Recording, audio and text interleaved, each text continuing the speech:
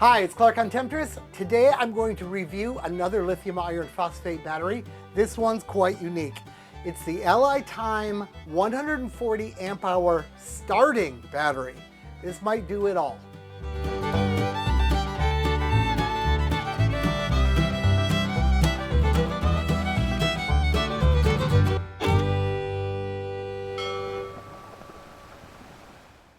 So, as many of you know, I've developed this thing called BankManager. Lets you bring lithium into your lead system, lets you charge lithium properly. It does a lot of good stuff. Lots of videos on that. Look around my channel.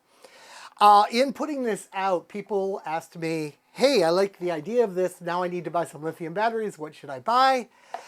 Well, I decided to do this series of reviewing a few outstanding lithium batteries because I didn't know much about them, and I certainly didn't have any recommendations. I had bought some very expensive batteries, honestly, that I got a good deal on, and I don't recommend them. They just weren't worth the amount of money it was asking. So I decided I was going to look around and try to find some inexpensive batteries or some batteries that have some really cool features and review them on this channel. I'm going to tear them down. If you watch my other reviews, you know what I do. I try to do a complete exhaustive analysis.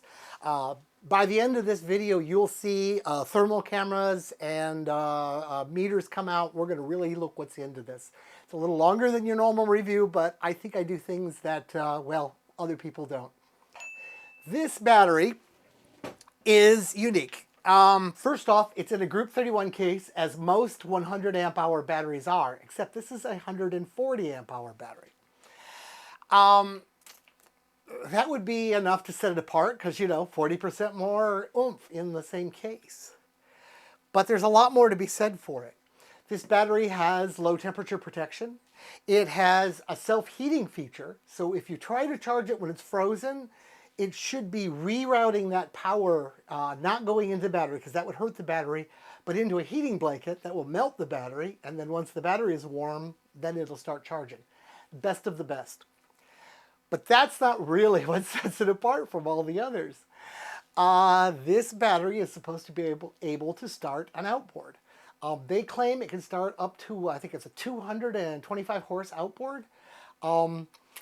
It has a CCA cold cranking rate of 900 amps and a marine cranking rate of 1200 amps.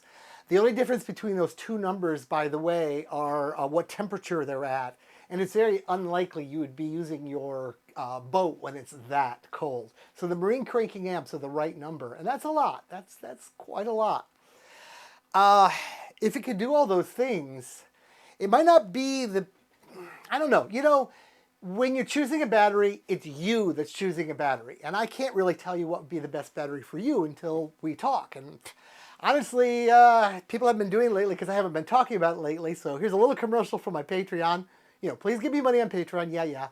But there's something called Dream Believers that we set up long ago, and that gets you phone calls. Anyway, if you'd like some hand-holding or some advice on any of the boat systems or camper systems or any of the things that I seem to know about, you sign up at that level and we will work it all out. Anyway, without that level of knowing you, I can't tell what the right battery for you is.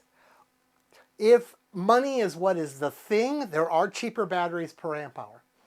But if you need to take this battery in a place that could get cold, and if you need to have as much battery per size, as you can, or if you want a bunch of batteries, like getting a whole bunch of 100 amp hour batteries becomes problematic if you want a big bank, because you're really not supposed to put more than 4 of them together. I mean, that's a soft rule, but there is differences in what voltage they all see because of wiring drops, voltage drop through the wiring that interconnects them. So it's better to have larger batteries. And if you have 140s, what is that? 280, 4, 5, 60. So you can have a 560 amp hour bank with 4 of these instead of a 400 amp. That's significant. That's getting up there into some real power. I ran Temptress with air conditioning with less than that, and I was fine for a couple of years. But the main reason is, let's say you're not a cruiser with a big boat that has a whole slew of batteries that are trying to keep your fridge running all night. you have something with an outboard motor on it. You're going to go out for the day, and you would want to be able to start the motor, which up till today kind of meant lead. And you wanted to be able to like run your stereo and maybe a cooler and a few other things throughout the day without depleting that lead so you can still start your engine. And that meant lithium. And the two didn't get along real well. Of course, you can always put a BankManager in, but these aren't cheap either. And when you only talk about one battery of each kind, you know, is it worth it? It is if you want to do it right, but you know, maybe it's not for you. So this guy is a battery that can start your engine and has a lot of power in it and can be discharged quite a bit without being harmed that badly. If you can come up with a way to charge it properly, I think this might be the right answer for a lot of people. And if you can't come up with a way of charging it properly, you're going to charge it with the outboard motor, for example, it still might be the right battery because it's going to shorten its life charging it with the outboard. But on the other hand, usually people that own outboard motors don't use them daily. It's not like you're cycling it every day. So if you're going to use it even once a week, that would be 50 cycles a year. It would last a long time at 50 cycles a year, even if you're not charging it properly, even if you overcharge a little bit, even if you abuse it. So I think maybe if I had an outboard motor-based runabout type boat, this might be the battery I'd want.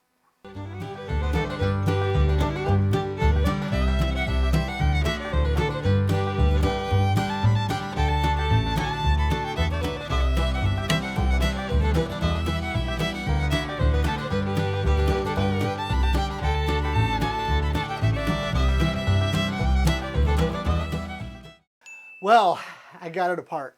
Actually, I did a lot more than take it apart. This is 2 days later. I've spent 2 days going over this battery. This is a weird battery. It's got some odd things about it, and it's got some really probably good things about it. I'm not going to do my normal video. I've done all the testing. You just have to trust me, I did them. And if you want to know what the testing consists of, go to other videos and see what I did to the batteries. Because I want to take some time to talk about this one. There's one more test I do need to do. I'm going to do that now where I take some real power out of it for a while and see if anything gets hot. So I've got an inverter here hooked up and a heat gun. And I'm just going to turn the heat gun on. Got my thermal camera here. So in a minute or two, yeah, it's going to get a little loud when I hit this. I'll give it full 15 minutes and then we'll come back and I'll look at it with a thermal camera. It's drawing 126 amps, and currently it's holding 12.8 volts, 12.78, going down. That's to be expected. That's a lot of power. Oh, the wire sizes. We've got 4 8 gauges on the negative side, and I'm not going to take the covers off, but they're always a balance. If they're going to cheat you on one side and, you know, make it light, they always make it light on both sides. So, let's give that 15 minutes and I'll be back. Okay, well, it's been longer than 15 minutes, but let's look at the thermals.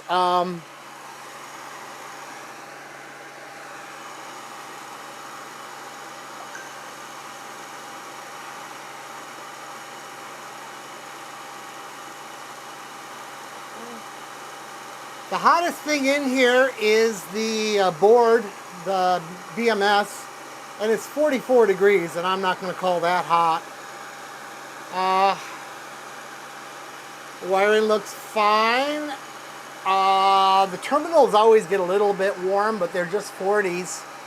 I can't really feel much heat with my fingers. Of course, you know, the heat gun, that'll be a different deal. 150 Celsius. The other test I did with this battery is I took it to a friend's boat. He had 115, I believe it was, horsepower 4-stroke outboard. And I used this battery to start the outboard. Let's give it a go. Well, can't ask for more than that. Started it fine. you know, it did a good job. And I had to put jumper cables on it because of the way that the battery connectors were. They just wouldn't go on these terminals.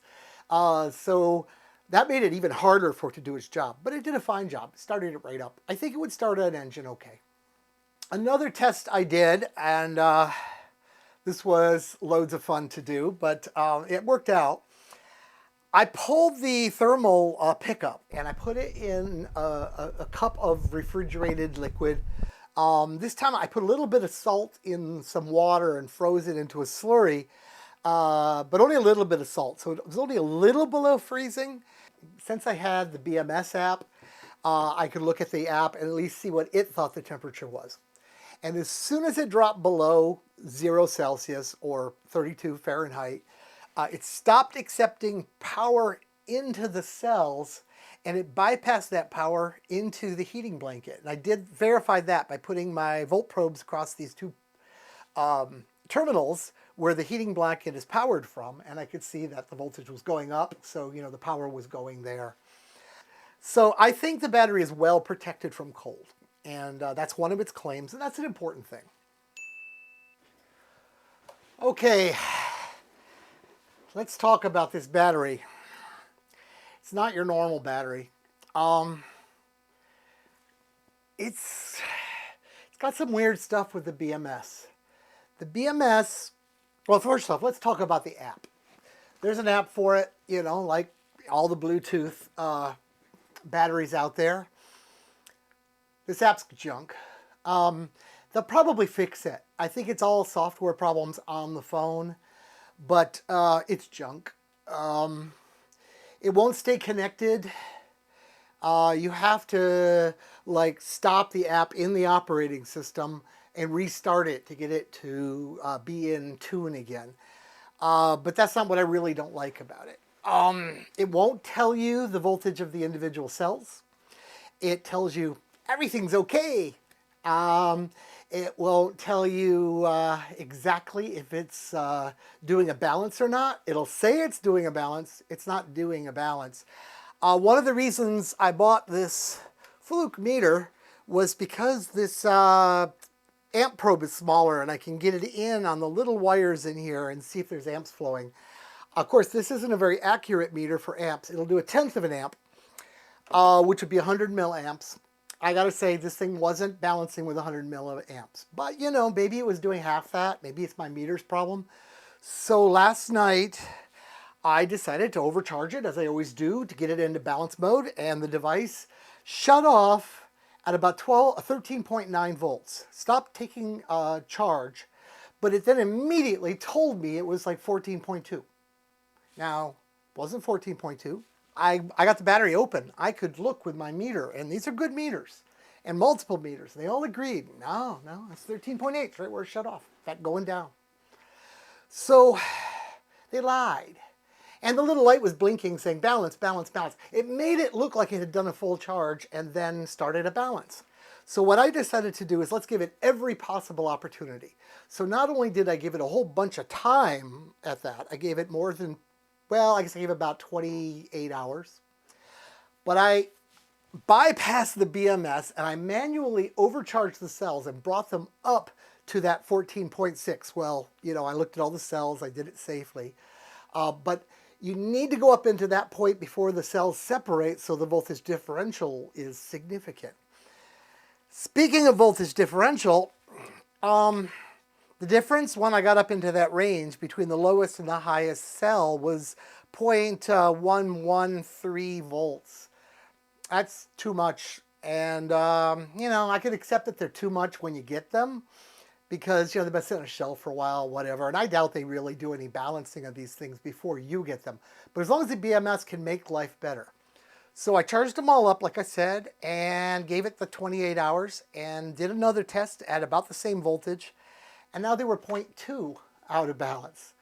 So the BMS didn't balance anything. It didn't make anything better during that time.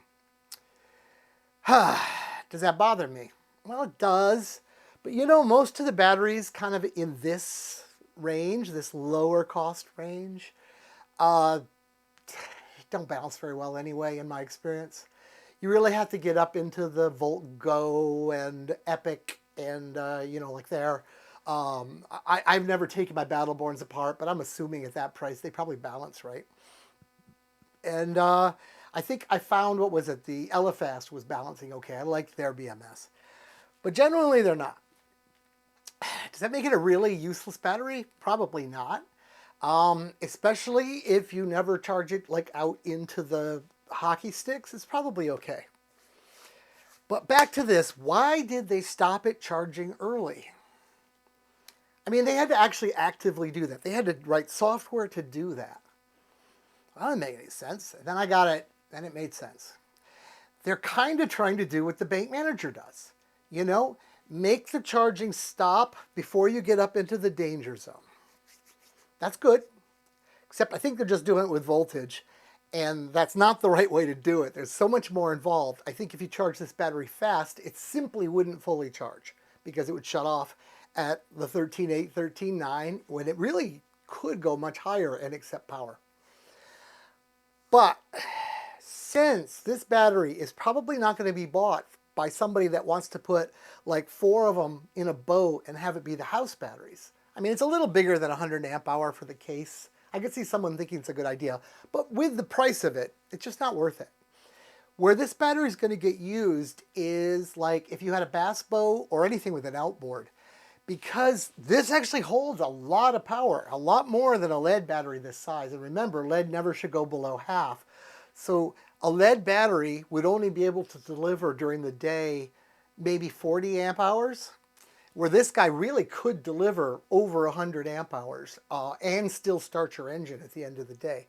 So if I wanted to have a boat and I wanted to keep it simple and just have one battery, and I wanted that battery to be able to start my big outboard and maybe run my cooler all day and some stereo, or if I'm bass fishing, all that equipment and sonar and everything to look underwater, this might be a really great battery.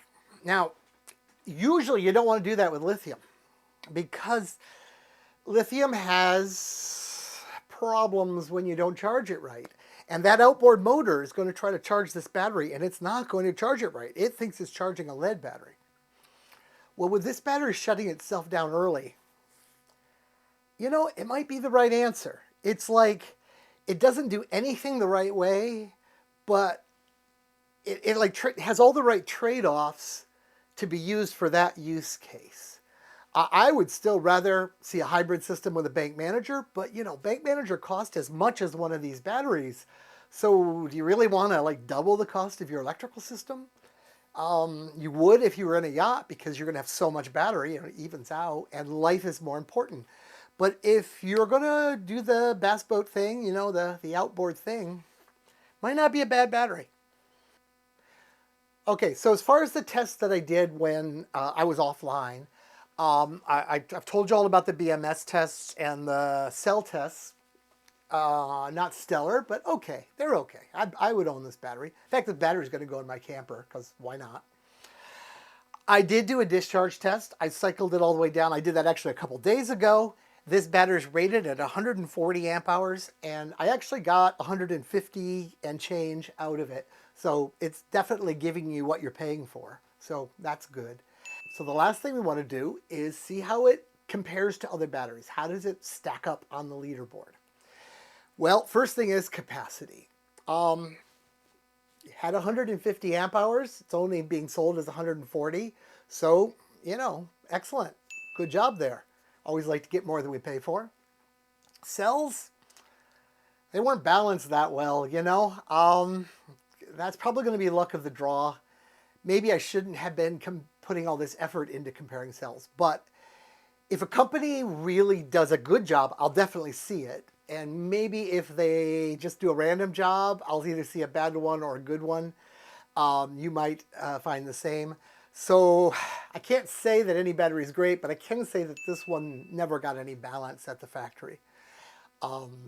Build quality. That's where I'm going to put all the BMS issues. It's a unique BMS, as in it'll put out a lot of power to start a motor for a brief period of time. Yay. But its app sucks. It's a terrible app. And I say it's a bad app if it just doesn't work. I say it's a terrible app if I feel it's actually actively lying to me. The case, it's a fine case. It's your normal Group 31 case that everybody uses. This is probably, they use good glue, let's put it that way. I had a hell of a time getting it open, but I got it open. It's a fine case, and what's more importantly is it is the appropriate case for this size of cells. It is absolutely full. They're not wasting your boat space with a bunch of foam. Company, it's LiTime. Before it was LiTime, it was called Ampere Time, and I've never heard a complaint from anybody about their actual battery's performance. You know, they don't tear them apart. They haven't done the tests I've done. And it's not this battery that I've been hearing about, of course. It's their normal, regular batteries. I have friends who have their batteries. I'm going to give them an excellent. I think it's a good company. And cost to value. Well, how do you rate that? It's actually pretty expensive per amp hour. It's up there with kind of the more expensive batteries. But it will start an outboard. So if you need to start an outboard, it's worth an extra few $100s. If you don't need to start an outboard, I certainly wouldn't buy this battery. I would get somebody else's 200. It would probably cost less, and it'll probably be a better battery, and it'll have more, power in it. Well, that's my review of the LiTime 140 amp hour marine starting battery with heat and cold weather protection. It could be a good battery for you if you have those needs, but otherwise, maybe not. Maybe you want something else. Thanks for watching the video, and bye from Clark on Temptress.